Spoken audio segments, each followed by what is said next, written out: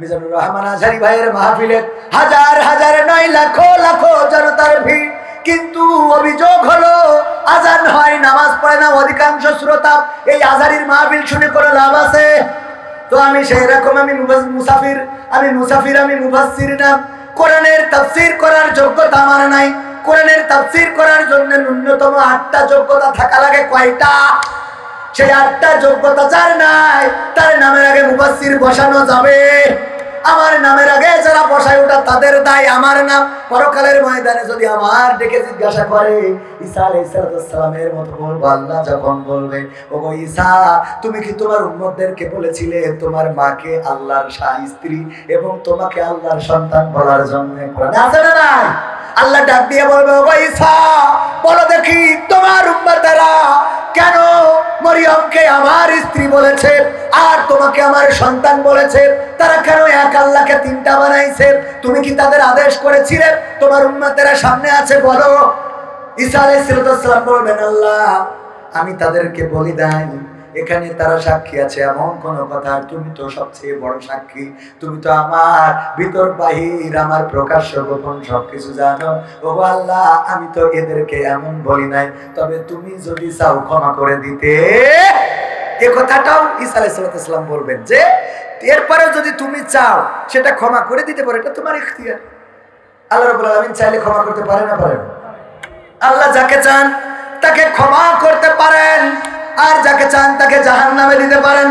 জাহান্নামী, প্রথম জাহান্নাম উদ্বোধন করা হবে কয় শ্রেণীর লোক দিয়ে? আমি তো দেখাই দিছি, তা বলেন বলেন, একটু কথা বলা যাবে না? বাবারে, আমি রোজা রেখে কথা বলছি, আপনারা তো মোটামুটি সকালে খাইছেন না? রোজা আছেন একজন নাই তো, মানে হাত তোলারও দরকার নেই, অনেকেই থাকতেও পারে। আওয়াজ আমার থেকে আপনাদের বেশি হওয়ার কথা না। অনেকেই মনে করেন হুজুর টাকা নিয়েছেন বলে তো আপনার আওয়াজ দিতেই হবে, এরা মনে করতেছে টাকা নিয়ে হুজুরি পাওয়া যায় না। পাগল, এখন আর সে হুজুর নেই। হ্যাঁ, গালিব ভাই দেখছেন না? হ্যাঁ, এখন সে হুজুর নেই, এখন কুপান দিয়ে তারপরে আনতে হবে। কথা কি বোঝা গেছে? কন্ডিশন দিন দিন যত বড় হচ্ছে তত কন্ডিশন বাড়তেছে, এই করতে ওই করতে ওই করতে ওই করতে। হ্যাঁ, আল্লাহ কবুল করুন, বলেন আমিন। মাহফিল যেদিন আল্লাহর জন্য হবে সেদিন আমি আল্লাহর জন্য করব। আমি বুঝাই দেবো, কেন বুঝাই দেবো? বুঝাবো।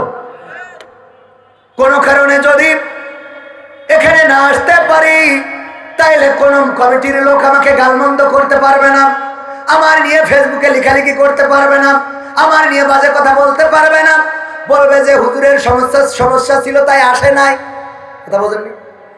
ভালো করে বুঝাই দিই। আল্লাহর জন্য নামাজ পড়েন। কি পড়েন? নামাজ। এই মসজিদে জোহরের নামাজ যারা পড়েননি, কারোর কি ধরি কেউ কোনো কথা বলেছে? ধরেন আমি এই সেখানে মসজিদে জামাতে পড়ার কথা ছিল, যে আমি বলিলাম যে জোহর ওখানে যেই পড়বো, যে কয়টাই বাজুক, জোহর এখানে এসে পড়েছি, কথা রাখিছি, কিন্তু জামাত ফেল করেছি। এর জন্য গালিব ভাইকে আমারে কলার ধরি বলি যে জামাত ফেল করলেন কেন? আজকে এই মাহফিলে যদি মাগরিবের সময় আমি আসতাম, বলেন তো আমার পাঞ্জাবি টাঞ্জাবি থাকতো কিছু? মাহফিল শেষ হবে 4টেই, আপনি মাগরিবের সময় আইছেন কি কেনে গা দেখাত? কথা কয় না। তাহলে নামাজটা কার জন্য? আমি দেরি করে পড়লাম, আমার কেউ কৈফিয়ত নিলেন। কৈফিয়ত দেবো কার কাছে? মাহফিল যেদিন করবো আল্লাহর জন্যে, আসা না আসার জন্য কৈফিয়ত হবে আল্লাহর কাছে। কমিটি যেদিন বলবে আমরা কোনো কৈফিয়ত নেব না, সেই দিন কমিটির থেকে 1 টাকাও নেব না। পাকামুখি বোঝা গেছে? আমার গাড়ি যদি এখন রাস্তায় আসতেছি, ওই রাস্তায় পিচ ঢালতেছে, কি ঢালতেছে? গাছ একটা ফেলাইতেছে, আমরা আসতেছি গাছ ফেলানো। আপনারা তো দেখেননি, আমার ক্যামেরাম্যান আছে সাক্ষী। আমি আসার পথে গাছ ফেলানো, ওখান থেকে আবার ঘুরিয়ে যেয়ে এক সলিং দিয়ে ভাঙা রাস্তা দিয়ে হিন্দু পাড়াতে খ্রিস্টান পাড়াতে কমনে আসলাম। আমার তো টাইম মতো আসতেই হবে। যদি বলি আমার গাড়িটা খারাপ হয়ে গেছে, গাড়ি খারাপ হয়েছে, আমরা উল্টো গাড়ি নিয়ে আসছি। আমার বউ হাসপাতালে, আমার মাকে আজকে ডাক্তারের কাছে পাঠালাম, আমার বোনকে দিয়ে, আমার ছোট বোনকে দিয়ে। আমার মা এতটাই অসুস্থ, 8 দিনে জানেন যে আমার চিকিৎসা ফ্রি। আর আমি গেলে তো 8 দিনে অন্য একেবারে ক্যামেরার সামনে দায়িত্ব নিয়ে বলছি যে আমি 8 দিন হাসপাতালে গেলে অন্য যারা অন্তত কবির বিন সামাদকে চেনে তারা অ্যালার্ট থাকে যে যদি কোনো ফলস করি তাহলে বিপদ আছে। সেই মানুষটা আমার মাকে নিয়ে হাসপাতালে যাওয়ার সুযোগটা নাই। কেন নাই? আমার এখানে এসে মাহফিল ধরতে হবে 2টার সময়, জহরের পরে আমার আলোচনা। আমার মাকে আমার ছোট বোন ডাক্তার দেখায় ওষুধ কিনে এখন বাড়ি পাঠাই দিলে আমি মানে আমার মাকে নিয়েও হাসপাতালে, আমার আমার সন্তান 2 দিন আগে ইবনেসিনায় পেটালাম, এত 2 দিন না 3-4 দিন হয়ে গেছে, এত অসুস্থ, পাঠাতে হলো আমার বউয়ের ভাইয়ের সাথে, শালার সাথে। কারণ সন্তানের হাসপাতালে নিয়ে যাবো সে টাইমটা নাই। কারণ কি? কারণ আপনাদের থেকে টাকা নিয়ে রাখিছি, না আসলে তো খুব বান্ধব। কথা বলেন। এখন যদি বলি আমার ছেলে নিয়ে হাসপাতালে, আসাদুল্লাহ গালিব ভাই মানতেন? আপনি মানতেন না তো, আপনি খুব বলে দিলেন এত টাকা অত টাকা, তা দিতে হবে না। আমার গতকাল কনে করেছি, খেলতে কনে যাবো, এগুলো বলবেন না। গাড়িটা আসার পথে গিয়ার মার খেয়েছে, গাছে একটা ধাক্কা খেয়েছে, 1 লাখ টাকা খরচ। এই মাহফিল থেকে যাওয়ার পথে কমিটির দায়িত্ব নিতে হবে, আসা যাওয়ার পথে যে ড্যামারেজ আছে মাহফিল কমিটি বুঝে দেবে, 1 টাকাও নেবো না। কথা বোঝেননি? 10 লাখ টাকার একটা গাড়ি কিনেছি, এই জায়গায় ওয়াজ করতেছি, হঠাৎ এখন মনে করেন কোন আল্লাহর ওলি একটা ইট ফেলাইলো, এই মাহফিল কমিটি 1 টাকা দেবে আমার গাড়ির জন্য?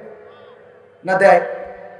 খুব কথা বলেন, আগে বসবেন ভালো করে। যেদিন আল্লাহর জন্য হবে সেদিন সে দিতে বাধ্য থাকবে, ঠিক না বে ঠিক?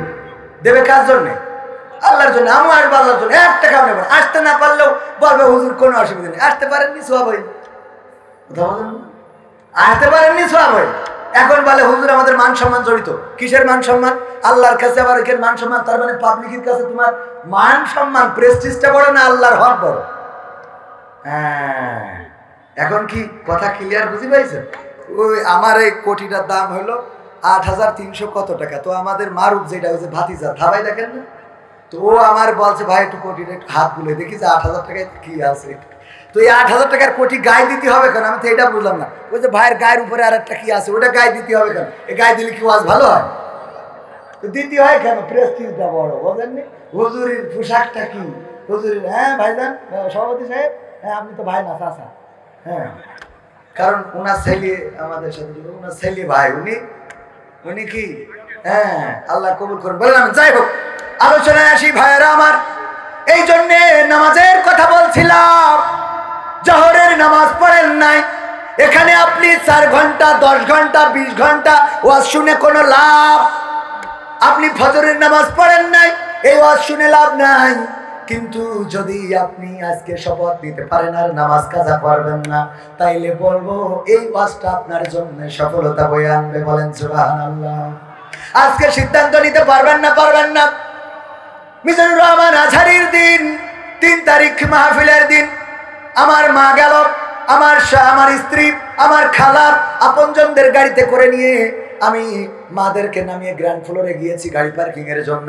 মেডিকেল কলেজের গ্রাউন্ড ফ্লোরে যেয়ে দেখি কয়েকজন যুবক মালটাই। আমি বললাম এই তোমরা কারা এখানে ঢুকলে কেমনে? মানে আমার দেখি বিড়ি আগেই পিছনে এনেছে, আস্তে করে বের করি, কয় হুজুর এ মাল খাওয়া নিয়ে আইছি। বোঝেননি?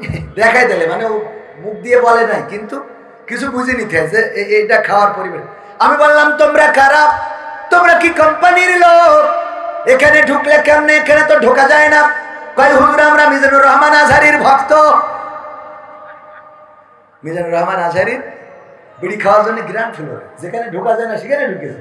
আমি বললাম এখানে কেন? কয় বাইরে পরিবেশ পাচ্ছি না হুজুর, এই জন্য এখানে ঢুকে মালটা টানতেছি। কলাম মালটা ফেলো, আস্তে করে চলে যাও।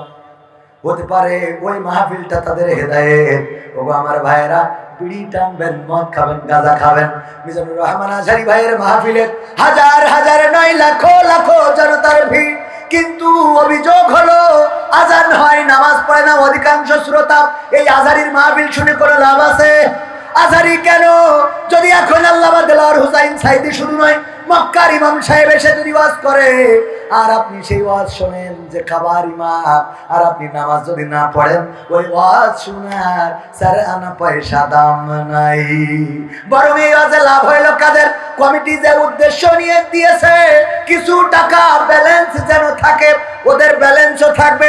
আর বক্তা যে উদ্দেশ্যে এসেছে ভালো করে খাওয়া, পকেট ভরি টাকা পাওয়া, সেটাও হবে। আর শ্রোতারা মজা মারতে চান, মাঝে মাঝে উল্টো পাল্টা পরিমণির কথা, রাশমিকা মান্দানার কথা।